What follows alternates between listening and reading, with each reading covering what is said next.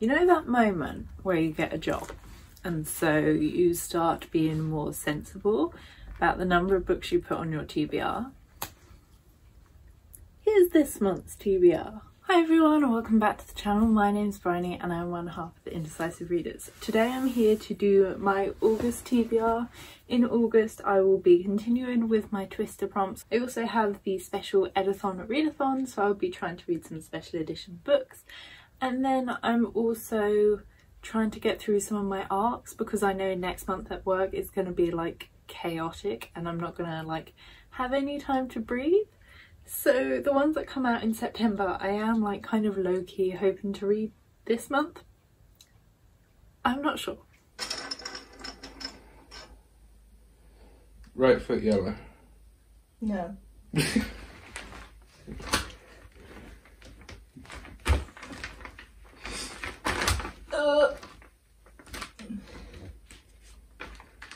Scared of the hype. So if we start with the Twister rolls, my first prompt is a book that I'm scared of the hype for. So I've chosen The Prison Healer by Lynette Noni for this. This was the Fairy Loot exclusive, I think, in April. And I don't really know a lot about it. I am quite excited for the kind of content because it has like a hidden princess queen kind of trial magic. Maybe there's a bit of alchemy, but I'm mainly scared of the hype because I know everyone's really excited for the sequel because the end of this ends quite dramatically, I assume, given their reaction.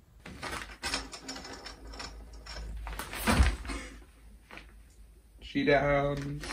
Okay, right. We'll start that again. No, don't start it again, but I've got punishment there, that's fine. Right, yep. Okay, so where did it go? Left hand yellow. Which one would be the best one to go for? No. Just not suggesting this as a TBR game would be the best one to go for. Someone else chooses. The next prompt I have is Someone Else Chooses, and Sam has been trying to get me to read this book for months now, and that book is Love is for Losers by Wibke Brugman. Again, don't really know a lot about it. I think it's a contemporary romance, but also sapphic, and the main character I think is maybe not neurotypical. I may be making it up, but Sam has really enjoyed it. He's read it multiple times and he picked it up last month at Gaze the Word, and so now I have no excuse not to read it because now I own it and can. Left foot green. That was the wrong choice, clearly.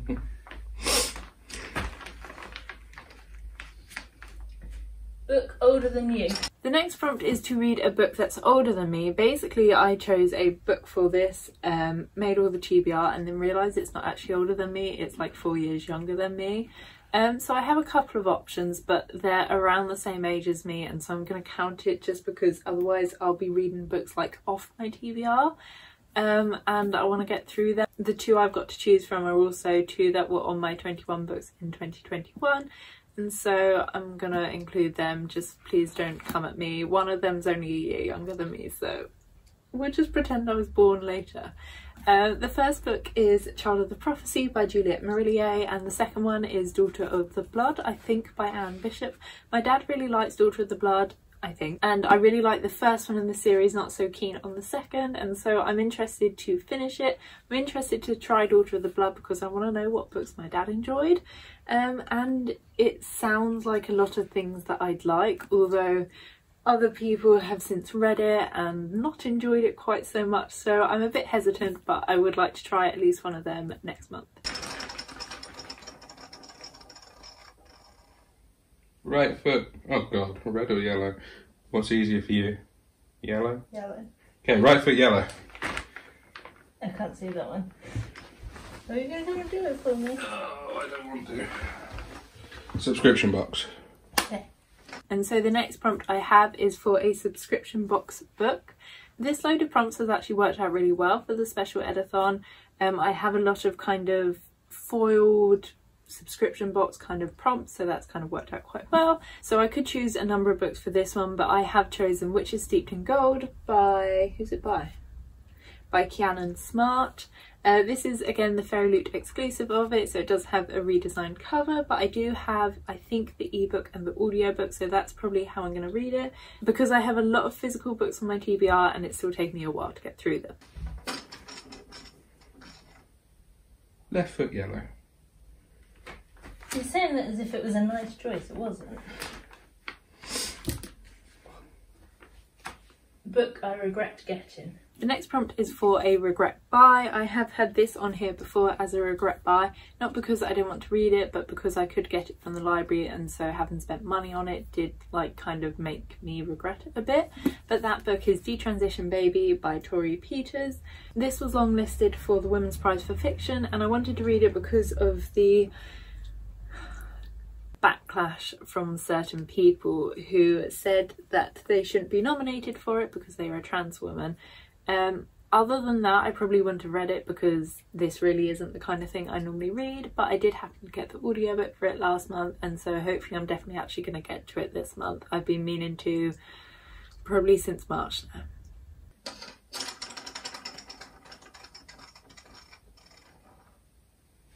Left Hand Red. Foiled cover. My next prompt is for a foiled cover, and so I've chosen She Who Became the Sun by Shelley Parker Chan. You can see just how shiny it is. It's also shiny on the spine, and underneath here it has some foiling. So again, this one's perfect for this prompt, and I'm really eager to read it. It's a retelling of Mulan, so it has kind of some LGBT content to it, and everyone is raving about this, so I'm really excited to get to it, and I really hope I get to it soon because it does sound so good, and this edition is just stunning. I love it so much. How many more have we got? That's one more. Okay. Make it a good one. Left Foot Green. That was a bit anticlimactic. And Book with a Terrible Cover. Here's where it starts to get complicated. I cannot count. Apparently neither can Sam when he was helping me do the prompts. So we got 7 prompts for this month. I couldn't think of a book immediately that worked with this, and so I might just skip it. However, I did come up with this one, which I will go for if it comes to it. And that is A Cursed Love by Jason Donoghue, I think. I have had this on my NetGalley shelf since like August 2019, and I really don't want to read it because I requested it when I was on that like NetGalley binge, and I was like requesting everything when I first got it. But since having looked at it, I realised there are typos in the blurb.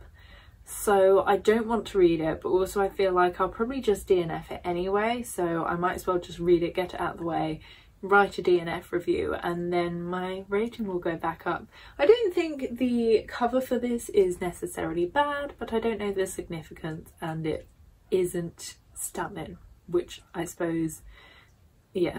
Then I'm going to go for my special editathon TBR. I will have some books that I've already mentioned, but I will just quickly go over them.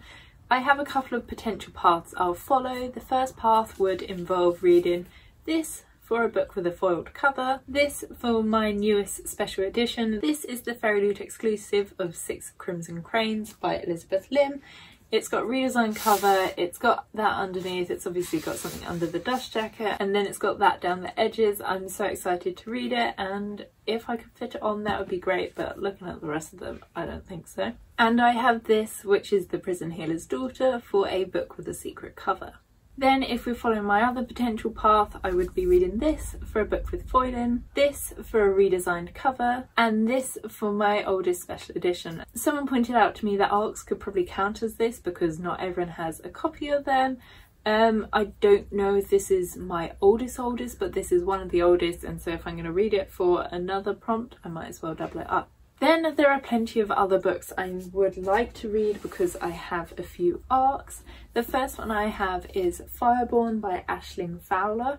I am about 100 pages from the end. I'm really enjoying it. It feels like nostalgic. It feels like the kind of thing I would have really enjoyed when I was younger because it has a female protagonist going on an adventure in a magical land. It has magical creatures, it's a bit dark, and I'm just really enjoying it so far. I'm hopefully going to finish it tonight, and then I've got my blog tour post going up on Monday, I think.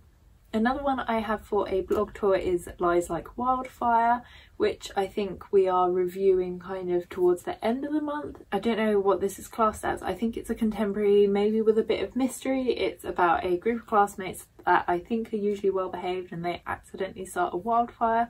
This sounds really, really interesting and I'm so excited to get to it. I think once I've finished another arc, it will be the first one I get to. The current arc I'm reading is Wolf at the Door. This is a historical fiction that I requested off NetGalley. I'm about a third of the way through and honestly I'm not loving it.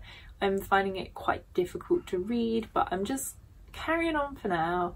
I might get to a point and I might DNF it, but I'm not loving it so far. Then I have another 2 arcs that I would like to get to this month if I can. I think they come out next month. The first is The Harm Tree by Rose Edwards. In fact, this might already be out. I think this is like a published copy. I think the sequel comes out next month. This is a fantasy, I think, about 2 sisters. I don't really know a lot about it. I remember seeing it ages ago and I'm excited to finally get to it. And the final arc I have, we're not done with the books, is Saltwater in the Blood by East Key Britain. This comes out I think on the 14th of September, so again I don't need to read it this month, but it'd be quite handy if I did. I think it's a lady's memoir about surfing, natural cycles and the sea's power to heal. This just sounds really nice. I love the sea and so this will be quite a fun one for me to read. I believe it has, yeah, lots of illustrations as well, which is really sweet. So I'm excited to read it and it's not too long, so hopefully I should get through it. The final one I'm going to mention is Kiss of Deception. I picked this up on a whim from the library, didn't think it would be available straight away, but it came through. I don't necessarily think it's a good book, but I'm having a great time with it. I think it's a really interesting kind of fantasy romance, but like a very low-key fantasy. But basically it's a princess that runs away from an arranged marriage and then she runs away to this town and an assassin and the prince come and find her there. Both want to, I presume, speak to her. Well, the assassin presumably wants to kill her, but both want to like meet up with her, and it's told from all 3 perspectives, but you don't know which of the men is which, and she obviously doesn't know, and so that's making it like really fun to read. Like I said, I don't necessarily think it's a very good book. I think there's kind of a lot that could be built upon, but I'm not going in for a great fantasy. I'm just going in for a fun time. I can't believe I've put these many books on my TBR. I haven't had a TBR video be so long in such a long time. But anyway, here we are, we're at the end now. If you enjoyed this video, please consider giving it a thumbs up. Let me know if you're joining in with a special editathon, if you've read any of these books or if you're looking forward to them. Subscribe if you're not already, and I will see you in another video.